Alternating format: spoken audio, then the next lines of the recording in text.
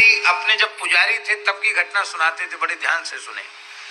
तो महाराज जी कहते थे कि उस समय ये हालत थी वृंदावन की कि घोर जंगल था और जहां सुदामा कुटी के ठाकुर जी, यहाँ अथाह जल था, कुटिया नहीं थी उस समय, और खाक चौक तो जमुना जी के तट पे ही था एकदम। और महाराज जी सुनाते थे कि शाम बिजली तो थी नहीं, तो संध्या के बाद यहाँ सुनसान हो जाता था।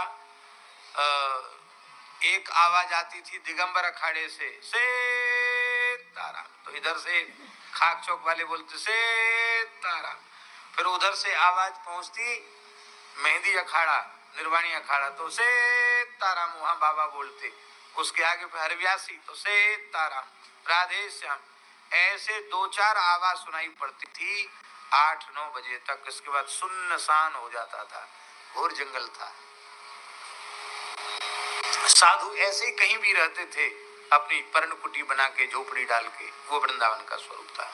और यमुना जी ऐसा निर्मल जल, क्या कहना, स्फटिक मणि के जैसा निर्मल जल यमुना जी का। प्रायः सब यमुना जल ही पान करते थे, यमुना जल से ही सब मंदिरों में सेवा होती थी। तो महाराज जी कहते कि हम सवेरे 3 बजे गोता लगा लेते थे यमुना जी में। तो एक दिन की बात है, हम सवेरे 3 बजे गोता लगाने गए, तो ये धीर समीर का जो तट है, क्षेत्र, यहीं की बात है। तो वहां एक महात्मा यमुना जी के बिल्कुल जल के सहारे बैठे हुए दिखाई पड़े। उनके शरीर से चंद्रमा की जैसी कांति निकल रही थी, सारा शरीर चमक रहा था उनका, और अस्थि मात्र शरीर था। सिर पर जटा थे और शरीर पर केवल एक लंगोटी थी, कुछ नहीं, तिलक स्वरूप ही नहीं था, केवल जटा थे। जटा से लगते थे कोई तपस्वी संत हैं, और स्वरूप वगैरह कोई मस्तक पर नहीं था, लंगोटी उनके शरीर पर थी बस।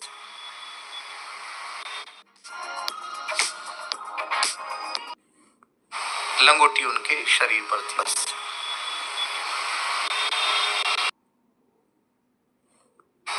और स्वरूप वगैरह कोई मस्तक पर नहीं था, लंगोटी उनके शरीर पर थी बस।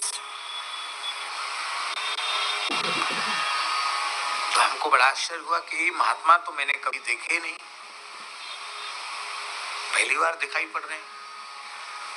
और इतने दुर्बल संत हैं, अस्थि मात्र शरीर है, तो ये आए कैसे होंगे चल के, कौन लाया होगा इनको? बोले खूब पास में जाके दर्शन किया, दंडोत भी किया, लेकिन उन्होंने हमारी तरफ देखा नहीं। हम इस तरह ध्यान करके चले आए, फिर ठाकुर मंदिर में सेवा करनी होती थी।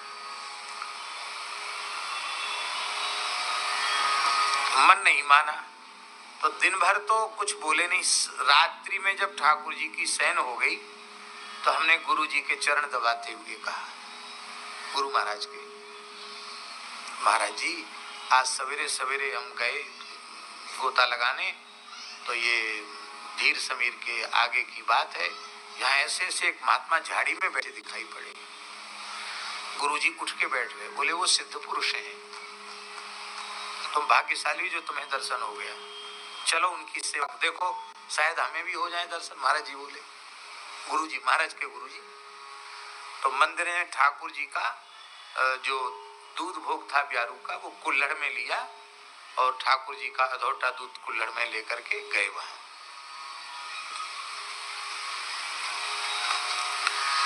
तो महाराज जी के गुरु जी ने भी साष्टांग किया उनको, महाराज जी ने भी साष्टांग किया, और बड़ी प्रार्थना की कि महाराज कुछ बोलो सही। तो उन संत ने नेत्र खोले और देखा, और देख करके कहा, बच्चा राम राम करो, यहाँ विक्षेप मत करो। तो महाराज जी के गुरु जी ने कहा कि आपका पहले कभी ब्रज में दर्शन नहीं हुआ, आप कहाँ से पधारे हैं और ऐसे कैसे यहाँ तक आए? तो उन्होंने कहा कि मैं अपने संकल्प से यहाँ आया हूँ, क्योंकि मेरा शरीर कहीं आ जा नहीं सकता, योग बल से मैंने संकल्प किया और मैं यहाँ आ गया। आप आहार क्या लेते हैं? तो वे संत बोले कि मैं केवल वायु का ही आहार करता हूं और कोई चीज धरती की ग्रहण नहीं करता हूं। तो महाराज जी आप आए कहां से? तो उन्होंने कहा मैं यमुनोत्री के ऊपर निवास करता हूं। क्या कहा? यमुनोत्री के ऊपर निवास करता हूँ, यमुना जी की शरण में निवास करता हूँ। तो फिर महाराज के गुरुजी ने पूछा, महाराज जी आपकी आयु क्या हो गई है?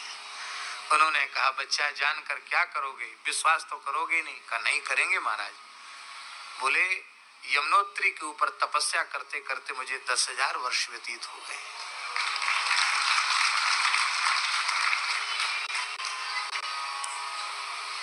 तो महाराज जी यमुनोत्री तो उत्तराखंड है, यमुना जी है, वहां धाम है, और आप फिर यहाँ वृंदावन में किस लिए आए?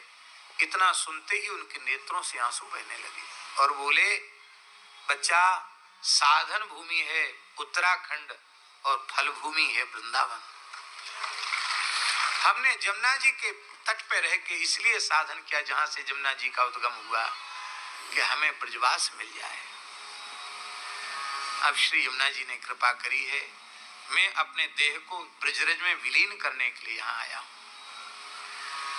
पर तुम इस संवाद को किसी से कहना नहीं, क्योंकि तुम्हारे शिष्य को पुजारी को दर्शन हो गया और आपको दर्शन हो गया, बाकी कोई मुझे अपनी आंखों से देख नहीं सकता है मेरी इच्छा के बिना, और किसी से कहना नहीं।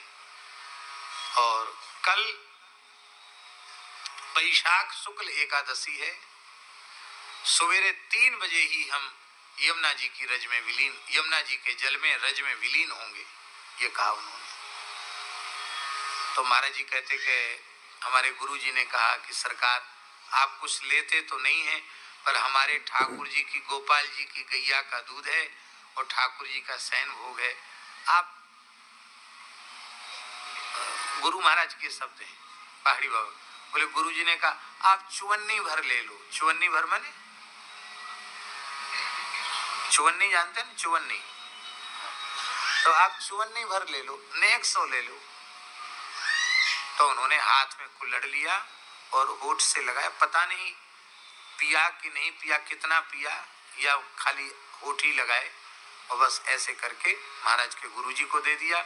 महाराज जी कहते हमारे महाराज ने भी प्रसाद लिया, बचा हुआ हमको दिया।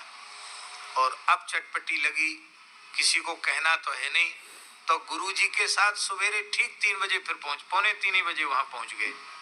वहां क्या देखा, वो गए यमुना जी में खिसक कर वे संत, और ऐसे यमुना जल का आचमन किया और जल में बैठे बैठे देह सहित रज में जल में विलीन हो गए।